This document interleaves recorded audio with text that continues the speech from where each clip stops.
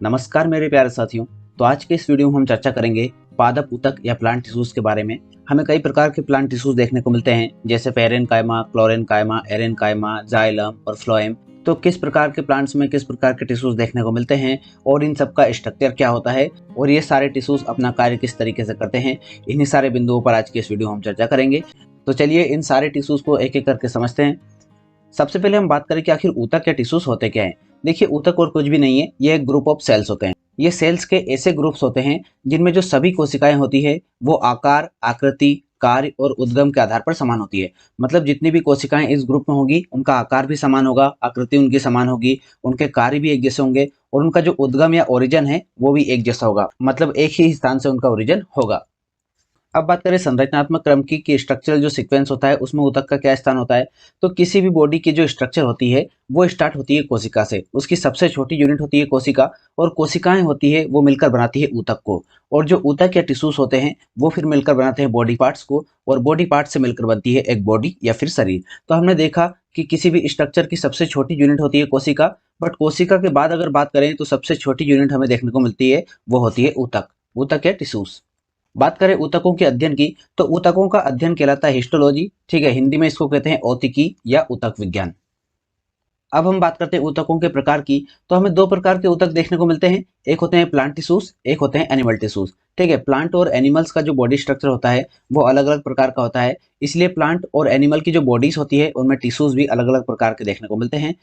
तो यहाँ पर हम चर्चा करने वाले हैं प्लांट टिश्यूज के बारे में। एनिमल टिश्यूज को हम थोड़ा सा साइड में रख देते हैं। प्लांट टिश्यूज की बात करें तो हमें दो प्रकार के प्लांट टिश्यूज देखने को मिलते हैं, एक होते हैं विभाज्य ऊतक और एक होते हैं स्थायी ऊतक।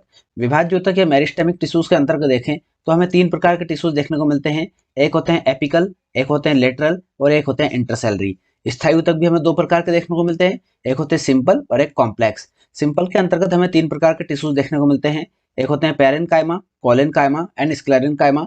और जटिल स्थायी ऊतक के अंदर भी हमें दो प्रकार के टिश्यूज देखने को मिलते हैं, एक है जाइलम और एक है फ्लोएम।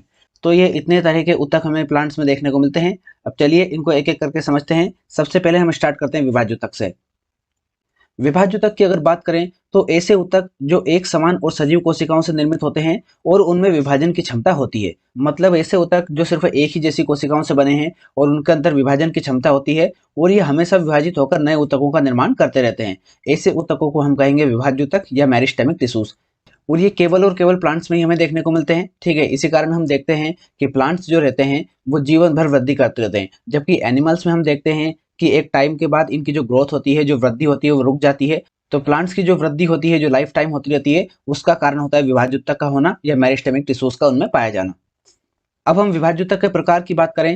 सबसे पहला विभाज्य ऊतक हमने देखा था शीर्षस्थ विभाज्य ऊतक। शीर्षस्थ विभाज्य ऊतक जो होता है ये जड़ों और तनों के वृद्धि वाले भागों में पाया जाता है और ये लंबाई बढ़ाने में सहायक होता है। ठीक है, पौधे दोनों तरफ बढ़ते हैं, पौधों की जड़ों में भी वृद्धि होती है, वो नीचे की ओर बढ़ती है और पौधे अपनी लंबाई में भी वृद्धि करते हैं। तो इन दोनों ही वृद्धि करने वाले भागों में हमें शीर्षस्थ विभाज्य ऊतक देखने को मिलता है। ये पौधों की लंबाई बढ़ाता है और पौधों की जड़ों में भी वृद्धि करता है। इनकी क्वालिटी ये होती है कि इनमें निरंतर विभाजन की क्षमता होती है। मतलब ये लगातार विभाजित होते रहते हैं और इसी कारण पौधों की जो लंबाई होती है, जो वृद्धि होती है, वो भी लगातार होती रहती है।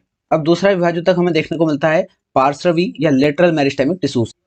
ये जड़ों और तनों में उपस्थित होकर उसकी द्वितीयक वृद्धि करते हैं, मतलब चौड़ाई बढ़ाते हैं। ठीक है, जैसे ये वाला तना आप देख पा रहे हैं, ये स्टार्टिंग में तो बहुत पतला होता है, पर धीरे धीरे जैसे जैसे पौधे की लंबाई बढ़ती है उसी के साथ साथ पौधे की चौड़ाई भी बढ़ती जाती है। तो इसके लिए जो जिम्मेदार टिश्यूज होते हैं वो होते हैं लेटरल मेरिस्टेमिक टिश्यूज।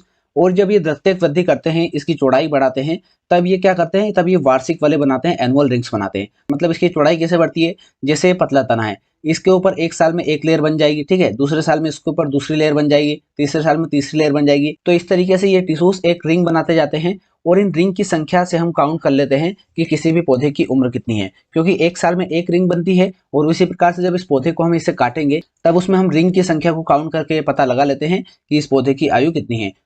तीसरे देखने को मिलते हैं हमें इंटरसेलरी या अंतर्विष्ट विभाज्य ऊतक। अंतर्विष्ट विभाज्य ऊतक जो होते हैं वो वैसे तो एपिकल मेरिस्टेमिक टिश्यूज का ही पार्ट होते हैं, पर ये पत्तियों के बेस और टहनियों में पाए जाते हैं। जैसे यहाँ पर बात करें, जैसे ये पत्तियां हैं, ठीक है, इनका जो बेस है यहाँ पर देखने को मिलेंगे इंटरसेलरी टिश्यूज, या फिर जो टहनियों का बेस होगा वहां पर देखने को मिलेगा।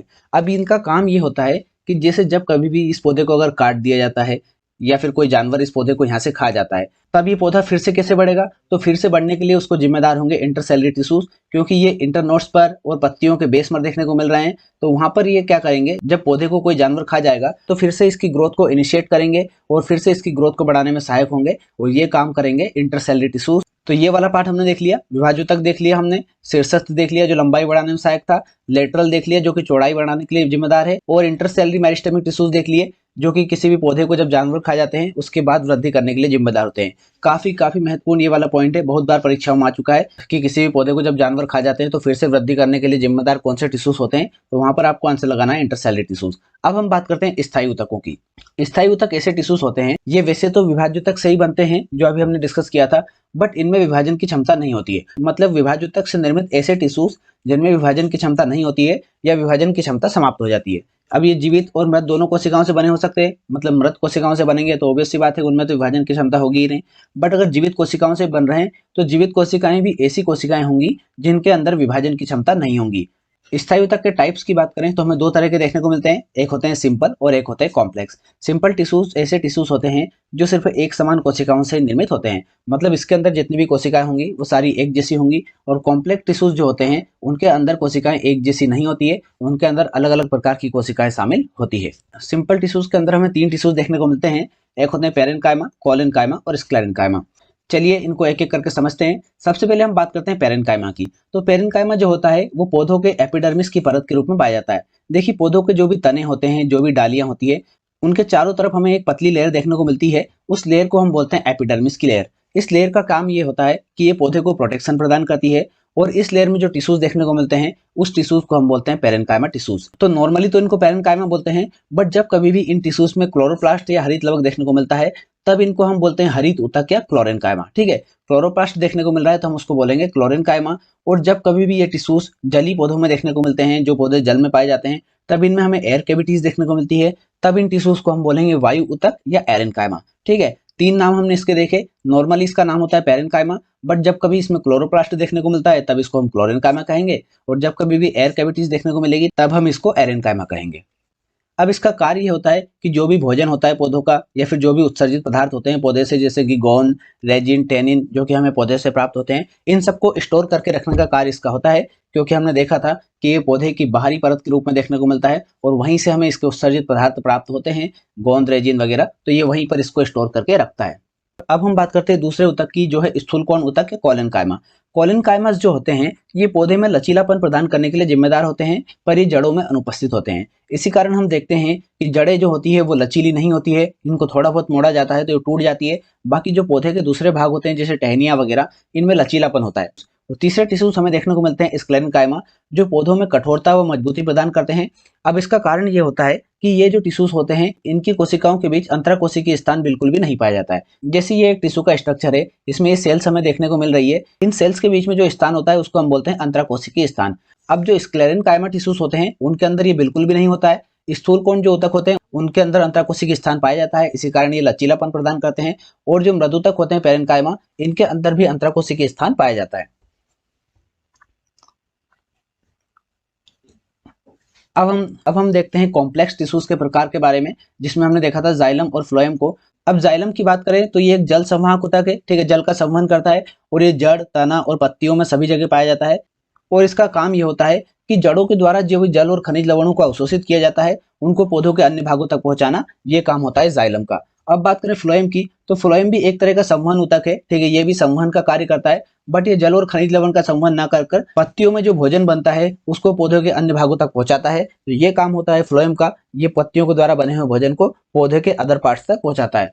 और सबसे इंपॉर्टेंट पॉइंट यहाँ पर देखने को मिलता है कि फ्लोएम को हम अन्य नाम बास्ट से भी बुलाते हैं, ठीक है, बास्ट भी इसको कहा जाता है। ये भी प्रश्न परीक्षाओं में बहुत बार आ चुका है कि बास्ट किस प्लांट टिश्यूज का नाम है, तो वहां पर आपको ध्यान रखना है कि फ्लोएम को ही हम बास्ट कहते हैं।